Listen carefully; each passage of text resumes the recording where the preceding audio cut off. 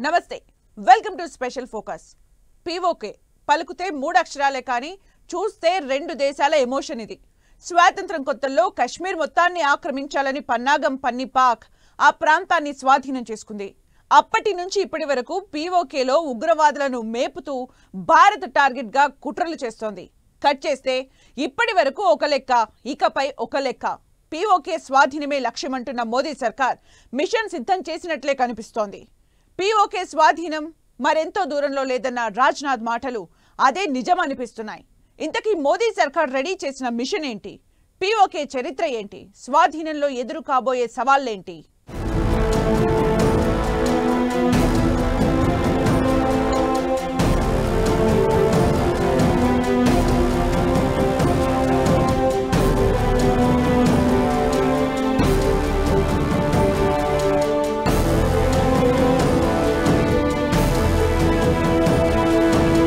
PoK స్వాధీనానికి Modi సర్కార్ machine ready PoK స్వాధీనం దూరంలో లేదన్న రాజ్నాథ్ అసలు మోదీ సర్కార్ స్ట్రాటజీలు ఏంటి పీఓకేను స్వాధీనం చేసుకునే మార్గాలేంటి ఈ ప్రాసెస్ లో ఎదురు కాబోయే సవాళ్లేంటి పాక్కు త్వరలో భారీగా జలక్ తగలనుందా అసలు పాక్ ఆక్రమిత కశ్మీర్ చరిత్ర ఏంటి పాక్ ఆక్రమిత కశ్మీర్ ఎట్టి పరిస్థితుల్లోనూ తిరిగి స్వాధీనం చేసుకోవడం ఖాయం బీజేపీ ప్రతిసారి చెప్పే మాట ఇదే అయితే ఇప్పుడు ఆ మాట నిజం చేసే టైం దగ్గరకొచ్చిందా అంటే కేంద్రం మాటలు దూకుడు చూస్తుంటే నిజమనిపిస్తోంది అదే పీఓకే అనేది ఒక ప్రాంతం మాత్రమే కాదు రెండు దేశాల మధ్య ఎమోషన్ భారత్ పాక్ మధ్య ఉద్రిక్తతలకు ప్రధాన కారణం పన్నాగాలు పన్ని మరీ పీఓకేలోకి ఎంటర్ అయిన పాక్ స్వాతంత్ర్యం నుంచి భారత్ మీద చేస్తున్న కుట్రలు అన్ని ఇన్ని కావు ఆ ప్రాంతంలో ఉగ్రవాదులను మేపుతూ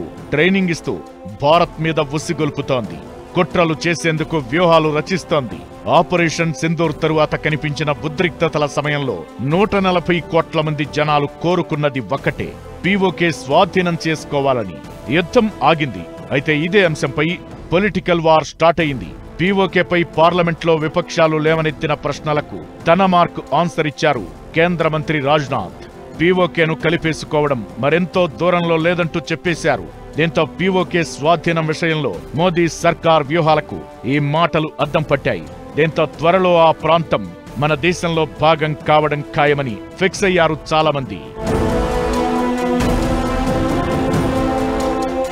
భారత్ పాక్ మధ్య అతిపెద్ద గొడవకు కారణం కశ్మీరే దేశ విభజన తరువాత కశ్మీర్ స్వతంత్ర రాజ్యంగా ఉండేది జమ్మూ కశ్మీర్ పై కన్నేసిన పాక్ కశ్మీర్ రాజు హరిసింగ్ మీదకు గిరిజనులను ఉసిగొల్పింది గిరిజనుల ముసుగులో పాక్ సైన్యం తిరుగుబాటుకు ప్రాతినిధ్యం వహించింది ఆ దాడిని ఎదుర్కోలేని రాజా హరిసింగ్ అప్పటి భారత ప్రభుత్వ సాయం కోరారు కశ్మీర్ను ఇండియాలో విలీనం చేస్తేనే సహాయం చేయగలమని భారత ప్రభుత్వం తెలిపింది అలా 1947 అక్టోబర్ 26న కశ్మీర్ భారతదేశంలో విలీనమైంది భారత సైన్యం రంగంలోకి దిగగా పాక్తో యుద్ధం జరిగింది 1949లో కాల్పుల విరమణ ఒప్పందం జరిగినా కశ్మీర్లోని కొంత భూభాగంలోకి చొచ్చుకొచ్చిన పాక్ తిరిగి వెనక్కి వెళ్లలేదు ఆ ప్రాంతమే పీఓకే పాక్ ఆక్రమిత కశ్మీర్గా మిగిలిపోయింది ఆ ప్రాంతంలో ఉగ్రమూకలను పెంచి పోషించి భారత్ను దెబ్బతీసే ప్రయత్నం చేస్తోంది పాక్ ఇకటు చైనా కూడా పీఓకేలోకి ఎంటర్ అయింది రక్షణ పరంగా చూసుకున్నా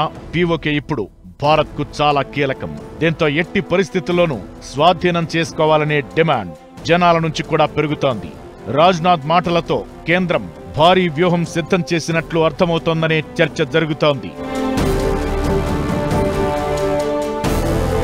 పీఓకే అనేది 13,000 చదరపు కిలోమీటర్ల వైశాల్యం ఉన్న భూభాగం ఎక్కువ భాగం కొండలు పర్వతాలే 40 లక్షల పైచిలుకు జనాభా కశ్మీర్లో ఉగ్రవాదానికి చెక్ పెట్టాలంటే పాక్ ఆక్రమిత కశ్మీర్ స్వాధీనం చేసుకోవాల్సిందేనని రక్షణ నిపుణులు ఎప్పట్నుంచో సూచిస్తున్నారు గతంలో పీఓకేలోని ఉగ్రవాద క్యాంపులపై భారత సైన్యం సర్జికల్ దాడులు చేసింది అయినా ఎప్పటికప్పుడు కొత్తగా పుట్టుకొస్తూనే ఉన్నారు దీంతో ఆ ప్రాంతాన్ని తిరిగి పొందాలని కేంద్రం స్ట్రాంగ్ గా ఫిక్స్ అయింది దౌత్యపరంగా ప్రయత్నాలు చేస్తూనే మిగతా మార్గాలు కూడా సిద్ధం చేసుకుంటున్నారు పాక్ ఆక్రమిత కశ్మీర్తో పాటు చైనా ఆధీనంలో ఉన్న ఆక్సాయ్ చిన్ కూడా భారత్లో భూభాగమే వాటిని తిరిగి తెచ్చుకునేందుకు ఎంత దూరమైనా వెళతామని ఆర్టికల్ 370 రద్దు సమయంలో పార్లమెంట్లో ప్రకటించారు అమిత్ షా నిజానికి ఆపరేషన్ సింధూర్ టైంలోనే పీఓకేను స్వాధీనం చేసుకునేందుకు ఓ అవకాశం వచ్చింది. అయితే కాల్పుల విరమణ ఒప్పందం కుదరడంతో అది ఆగిపోయింది. దీని మీదే ఇప్పుడు విపక్షాలు పట్టుబడుతున్నాయి. కాల్పులు ఆపమన్నదెవరు, పీఓకే స్వాధీనం ఎప్పుడని ప్రశ్నలు లేవనెత్తుతుంటే పాకిస్తాన్కు మీరు అప్పగించేసి ఇప్పుడు ప్రశ్నలేంటని, పీఓకే స్వాధీనం చేసుకోబోయే రోజు దగ్గరలోనే ఉందని కేంద్రం స్ట్రాంగ్ గా రియాక్ట్ అవుతోంది. హిమాలయాలు, పిర్ పంజాబ్ శ్రేణులతో ఉన్న కఠినమైన పర్వతాలతో ఉన్న భూభాగంలో పీఓకే ఉంది. ఉగ్రవాదులను మేపుతూ పాక్ దరిద్రపు వేషాలకు తోడు ఈ ప్రాంతంలో ఇప్పుడు చైనా కూడా ఎంటర్ అయింది.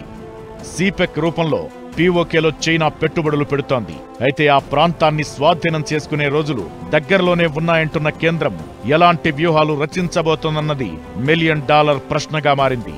పీఓకేపై భారత్ దాడి చేస్తే పాక్ చూస్తూ ఊరుకోదు, అది కూడా యుద్ధానికి దిగుతుంది. ఇప్పటికే ఆ ప్రాంతంలో భారీ ఎత్తున ఆర్మీని మోహరించింది పాక్. శాశ్వత సైనిక స్థావరాలను ఏర్పాటు చేసింది. ఇకటు పీఓకేలోకి భారత్ ఎంటర్ అయితే పాక్ కు సపోర్ట్ గా చైనా కూడా జోక్యం చేసుకునే అవకాశాలు ఉంటాయి. ఇకటు పీఓకేలో జనాలు పాక్ పాలన మీద ఆగ్రహంతో ఉన్నారు. ఇండియాలో కలుస్తామంటూ ఉద్యమాలు కూడా చేస్తున్నారు. దీంతో పీఓకే విషయంలో ఇప్పటి వరకు వ్యూహాత్మకంగా వేచి చూసే ధోరణి ఫాలో అవుతున్నట్లు భారత్ కనిపిస్తోంది. ఇప్పుడు రాజ్నాథ్ వ్యాఖ్యలతో పీఓకే విషయంలో భారత్ భారీగానే ప్లాన్ చేస్తున్నట్లు అర్థమవుతుందనే అభిప్రాయాలు వినిపిస్తున్నాయి. పీఓకేను స్వాధీనం చేసుకోవడం రక్షణ పరంగానే కాదు, చాలా విధాలుగా భారత్కు ఉపయోగపడే అవకాశం ఉంటుంది. దేశం చుట్టూ మారుతున్న పరిస్థితుల వేళ ఆ ప్రాంతం మన చేతికి వస్తే బలం రెట్టింపు అవడం ఖాయం. భారత్ను చూసి మొరుగుతున్న ప్రతి ఒక్కరికి ఆన్సర్ చెప్పే ఛాన్స్ ఉంటుంది. పీఓకేను తిరిగి స్వాధీనం చేసుకుంటే పరిస్థితులు ఎలా మారిపోయే అవకాశం ఉంది? చైనాకు చెక్ పడడం ఖాయమా? పాక్ విషయంలో భారత్ తీసుకోవాల్సిన చర్యలేంటి?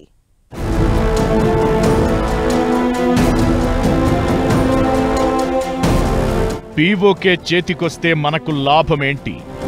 భారత్ బలం డబుల్ అవుతుందా? పీఓకేతో చైనాకు చెక్ పెట్టే అవకాశముందా?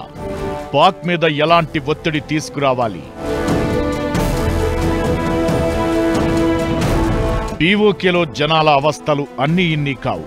ఆ ప్రాంతాన్ని కేవలం ఉగ్రవాద స్థావరాల నిర్మాణానికి మాత్రమే వాడుతున్న పాక్ జనాలను పట్టించుకోవడం లేదు. దీంతో వాళ్లలో కూడా అసంతృప్తి కనిపిస్తోంది. పాక్ ఆక్రమిత కశ్మీర్ జనాలు భారత్లో చేరేందుకు ఆసక్తి చూపిస్తే తాము చొరవ తీసుకుంటామని కేంద్రం ఎప్పటినుంచో సంకేతాలు పంపిస్తోంది. భారత్లో విలీనమైతే మన దేశంలోని ఇతర ప్రాంతాల్లోలా అభివృద్ధి చేస్తామని హామీ ఇస్తోంది. అయితే పీఓకే జనాల్లో మార్పు మొదలైతే భారత్ చొరవ తీసుకునే అవకాశం ఉంటుంది. అది సరికొత్త చరిత్రకు శ్రీకారం చుడుతుందనే అభిప్రాయాలు వినిపిస్తున్నాయి. నిజానికి పాక్ దాదాపు అడుక్కునే స్థితిలో ఉంది. కుప్పకూలిన ఆర్థిక వ్యవస్థ ఓవైపు, తాలిబన్లు, బెలూచ్ ఆర్మీ మరోవైపు అక్కడి సర్కార్కు తలపోటుగా మారారు. దీంతో పాక్ ముక్కలయ్యే పరిస్థితులు కనిపిస్తున్నాయి. ఇలాంటి తరుణంలో పీఓకే జనాలు ఎదురు తిరిగితే భారత్ ఎంటర్ అయ్యే అవకాశం ఉంటుంది. అప్పుడు పీఓకే మీద పట్టు సాధించొచ్చు అనే అభిప్రాయాలు వినిపిస్తున్నాయి. ఇకటు పీఓకే విషయంలో అంతర్జాతీయంగా పాక్ను మరింత ఒంటరి చేసే వ్యూహాలు కూడా సిద్ధంగా ఉన్నాయి. ఆ దేశానికి నిధులివ్వొద్దని పార్లమెంటు సాక్షిగా రాజ్నాథ్ మాటలకు అర్థమదే. పీఓకేకు దక్షిణ భాగంలో ముజఫరాబాద్, గిల్గిట్ బాల్టిస్తాన్ ఉన్నాయి. ఉత్తర భాగంలో వ్యూహాత్మకంగా చైనా, ఆఫ్ఘనిస్తాన్ సరిహద్దులు ఉన్నాయి. దీంతో గత 30 ఏళ్లుగా పాక్ ఆక్రమిత కశ్మీర్ను ఉగ్రవాదులకు అడ్డాగా మార్చిన పాక్ భారత్ మీద వారిని ఉసుగొల్పి నరకం చూపిస్తోంది.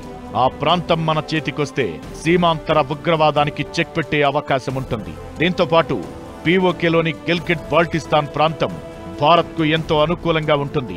ఇక్కడి నుంచి ఆఫ్ఘనిస్తాన్తో పాటు మిగిలిన ఆసియా దేశాలకు వెళ్లాలంటే పాక్ లేదా ఇరాన్ నుంచి వెళ్లాలి. పీఓకే మనదే అయితే నేరుగా చేరుకునే అవకాశం ఉంటుంది. ఇక రష్యా నుంచి సముద్ర మార్గం ద్వారా ఆయిల్ను భారత్ దిగుమతి చేసుకుంటుంది. పీఓకేను స్వాధీనం చేసుకుంటే రష్యా నుంచి నేరుగా పైప్ లైన్ ఏర్పాటు చేసి ఆయిల్ను దిగుమతి చేసుకునే వీలుంటుంది. ఇకటు పీఓకేకు చాలా దేశాలతో సరిహద్దులు ఉన్నాయి.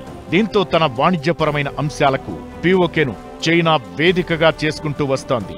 ఆఫ్ఘనిస్తాన్, కజకిస్తాన్, ఉజ్బెకిస్తాన్ లాంటి దేశాలతో పీఓకేకు సరిహద్దు ఉంటుంది. ఇది చైనా ఉపయోగించుకోవాలని భావిస్తోంది. సిపెక్ ప్రాజెక్టు పేరుతో ఇక్కడ పెట్టుబడులు పెడుతోంది. అందుకే పీఓకే మన చేతికి చిక్కితే చైనాకు అడ్డుకట్ట వేసే అవకాశం ఉంటుంది. వీటన్నింటికి మించి పీఓకే ప్రాంతంలో చాలా రకాల సహజ వనరులు ఉన్నాయి. అణుశక్తిని ఉత్పత్తి చేసేందుకు అవసరమైన యురేనియం కూడా ఇక్కడ లభిస్తుంది. నీలం, జేలం నదుల సాయంతో జల విద్యుత్ను ఉత్పత్తి చేసేందుకు వీలుంటుంది. ఇక్కడి వనరులను ఉపయోగించి జమ్మూ కశ్మీర్ను సస్యశ్యామలం చేసేందుకు అవకాశం ఉంటుంది. ఇలా ఓవరాల్ గా పీఓకేను స్వాధీనం చేసుకోవడంతో భారత్ ఆత్మగౌరవాన్ని పెంపొందించడమే కాకుండా చాలా రకాల ప్రయోజనాలు ఉంటాయి. ఏదో రకంగా భారతదేశం మళ్ళీ పూర్తి కాశ్మీర్ మన స్వాధీనంలో తెచ్చుకోవడం తప్పదు. వాళ్ళు ఆక్రమించారు పక్క నుండి, మనం ఏం చేయలేకపోతున్నామని హిస్టరీలో ఉండిపోతుంది. కాబట్టి తప్పకుండా భారతదేశానికి ఆ పీఓకే మన కింద తెచ్చుకున్నామంటే ఎంతో మెసేజ్ ప్రపంచానికి వెళ్తాయి. మనకి రెండు పక్కన చైనా, పాకిస్తాన్ ఉండటం వల్ల ఇద్దరూ కలిసి మన మీద పోరాడటం, అల్లరి చేయటం వల్ల ఫోకస్ చేయలేకపోయాం. ఎప్పుడైతే సులభంగా మనకు వచ్చేస్తుందంటే అక్కడ జనం కూడా అసంతృప్తి ఇంకా ఎక్కువ పెరిగితే పాకిస్తాన్ మీద సులభంగా అవుతాది. ప్రస్తుతం పీఓకేలోని పెద్ద భాగాన్ని చైనాకు అప్పగించింది పాక్. దీంతో పాకిస్తాన్లో తమ ప్రభావాన్ని పెంచుకుంటూ భారత్పై ఆధిపత్యం కోసం డ్రాగన్ కంట్రీ ఎదురు చూస్తోంది. రోడ్డు ద్వారా కొత్త మార్గాన్ని నిర్మిస్తోంది. గిల్గిట్ ద్వారా పాకిస్తాన్లోకి చైనా వెళుతుంది. అయితే పీఓకే భారతదేశంలో చేరితే అన్ని రకాల విభజన సమస్యల నుంచి ఉగ్రవాదం వరకు పరిష్కారమవుతాయి. పీఓకే మన చేతికొస్తే పాక్, చైనా మధ్య సంబంధం వీకవుతుంది. ఇప్పుడు ఏం జరిగినా రెండు దేశాలు కలిసి భారత్ మీద కుట్రలు చేస్తున్నాయి. ఆపరేషన్ సింధూర్ తరువాత జరిగిన యుద్ధంలోనూ పాక్ కు చైనా అన్ని రకాలుగా సాయం చేసింది. పీఓకే అనేది మన చేతికొస్తే పాక్ తో చైనాకు పెద్దగా అవసరం ఉండదు. పనికిరాని పాక్ ను చైనా ఎంకరేజ్ చేయలేదు. దీంతో భారత్ కు ప్లస్ అయ్యే ఛాన్స్ ఉంటుంది. ఇలా ఓవరాల్ గా పీఓకే స్వాధీనంతో భారత్ కు చాలా లాభాలున్నాయి. మరి ఆ ప్రాంతం స్వాధీనం చేసుకోవడానికి పెద్ద సమయం లేదు అన్నట్లు రాజ్నాథ్ మాట్లాడడంతో ఏం జరగబోతోందనే ఆసక్తి ప్రతి ఒక్కరిలో కనిపిస్తోంది.